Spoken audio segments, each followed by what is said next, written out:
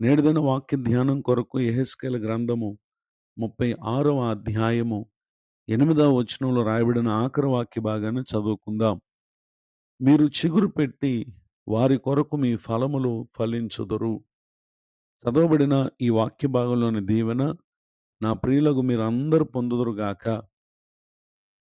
ప్రవక్త అయిన యెహెజ్కేలు గారి ద్వారా దేవుడు ఇశ్రాయేలు ప్రజలతో భవిష్యత్ సంబంధమైనటువంటి వాక్కులను ఇక్కడ తెలియచేయటను మనం గమనించగలం. ఆ విధముగా ప్రభువారు వారికి తెలియచేయటానికి గల ముఖ్యమైనటువంటి కారణాలు ఏంటంటే, ఇశ్రాయేలీయులు తమ గతకాల పరిస్థితులలో ఎన్నెన్నో ఇబ్బందులను వారి వారి అవిధేయతలను బట్టి, దేవుని మార్గాన్ని విడిచి తిరుగుటను బట్టి, శత్రువుల చేతికి అప్పగింపబడి ఎంతో వేదన, బాధను అనుభవించినటువంటి వ్యక్తులుగా ఉన్నారు అనేటటువంటి విషయాన్ని దేవుని యొక్క వాక్యం సెలవిస్తూ ఉంది. యెషయా గ్రంథం 6వ అధ్యాయము 13వ వచనంలో రాయబడినటువంటి వాక్య భాగం ప్రకారంగా ఇశ్రాయేల్ రాజ్యం అష్షూరు వారి చేత, బబులోను వారి చేత, రోమ్ వారి చేతుల్లో దాదాపుగా అది నాశనమైపోయినట్టే. అంటే ఇంకెన్నటికీ కూడా ఈ ఉండని రాజ్యముగా ఉన్నటువంటి ఆ పరిస్థితుల్లో ఈ లోకానికి నిజమైనటువంటి రాజ్యమునకు రాజుగా ఉండటానికి మన ప్రభు అయిన యేసుక్రీస్తు వారు ఆయన యెషయా గ్రంథం 11వ అధ్యాయము 1వ వచనంలో రాయబడినటువంటి వాక్య భాగం ప్రకారముగా యెషయి మొద్దు నుండి చిగురు పుట్టును అని ఇక్కడ తెలియచేయటం గమనించగలం. ఎవరు ఈ చిగురు అనంటే మన ప్రభు అయిన యేసుక్రీస్తు వారు.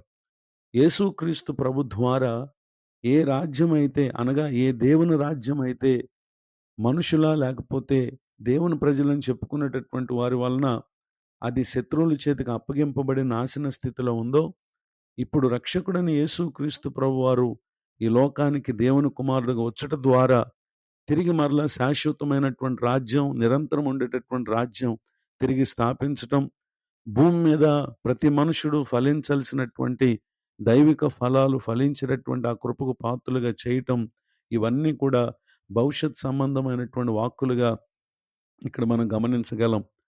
ఈ మాటలు వింటున్నటువంటి నా ప్రియ సహోదరి సహోదరులు, ఒకప్పుడు ఇశ్రాయేలీయుల జీవితం ఎంతో ఫలవంతమైనదిగా ఉండేది. యెషయా గ్రంథం 1వ అధ్యాయము 2-3 వచనాల్లో రాయబడినటువంటి వాక్య భాగాల్లో వారు దేవుడు వీరిని గొప్పవారినిగా చేస్తే తిరుగుబాటు చేశారు అని చెప్పటం గమనించగలం. ఆ తిరుగుబాటు కారణం తమ జీవితాలలో ఫలించేటటువంటి స్థితిని వాళ్ళు పోగొట్టుకున్నారు.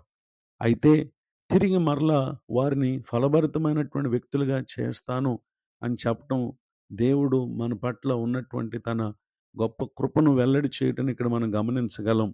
ఈ మాటలు వింటున్నటువంటి నా ప్రియ సహోదరి సహోదరులు, ఇప్పటి వరకు మీ జీవిత దినాల్లో ఏ ఏ విషయాల్లో ఒకవేళ మొద్దుగా, అంటే ఏ ఫలాలు ఫలించలేని పూర్తిగా నాశనమైపోయే పరిస్థితికి ఉన్నటువంటి వ్యక్తులుగా మీరున్నారో, ఈ దినం అట్టి మనతో ప్రభువారు వాగ్దానం చేస్తా ఉన్నారు.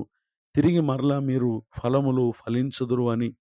కోల్పోయిన వాటిని, పోగొట్టుకున్న వాటిని అంతకంటే మించి రెట్టింపైనటువంటి ఫలాలు ఫలించేటటువంటి వారిగా ప్రభువారు ఎందరైతే ఆయన యందు విశ్వాసముంచి మారుమనసు పొంది పాప క్షమాపణ నిమిత్తం బాప్తిసం తీసుకుని రక్షించబడతారో, వారు ప్రభువు కొరకు ఫలములు ఫలించేవారుగా ఉండటానికి దేవుడు తన ఆత్మను ఆయన మనకు అనుగ్రహిస్తున్నారు.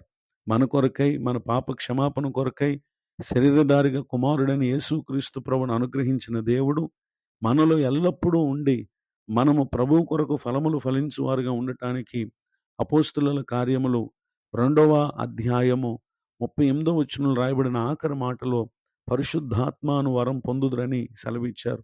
ఇప్పుడు ఆ వరమును పొందినటువంటి వ్యక్తులు ఎందరైతే ఈ భూమి మీద ఉంటారో, నిశ్చయముగా వారు ప్రభు నిమిత్తమై ఈ లోకంలో ఫలములు ఫలిస్తారు, అన్ని విషయాల్లో వర్ధిల్లేటటువంటి వారుగా ఉంటారని దేవుని వాక్యం సెలవిస్తూ ఉంది.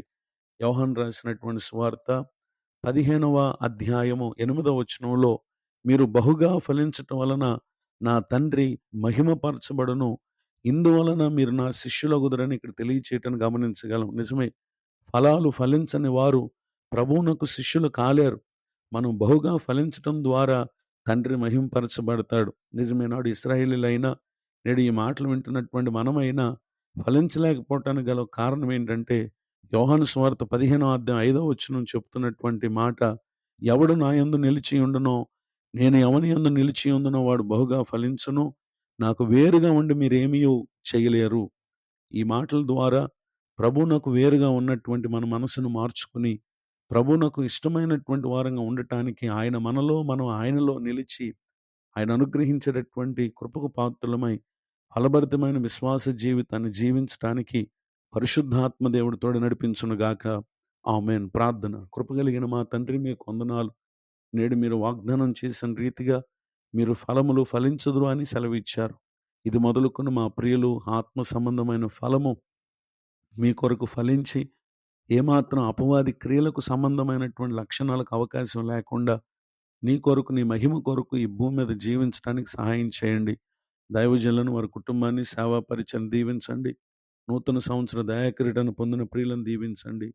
నేటి దిన దీవెనలు సమస్త విషయాలు అనుగ్రహించి మేలు చేయమని యేసుక్రీస్తు నామములో ప్రార్థిస్తున్నాను తండ్రి. ఆమేన్. తండ్రి, కుమార, పరిశుద్ధాత్మ దేవుడు తోడు నడిపించునుగాక. ఆమేన్.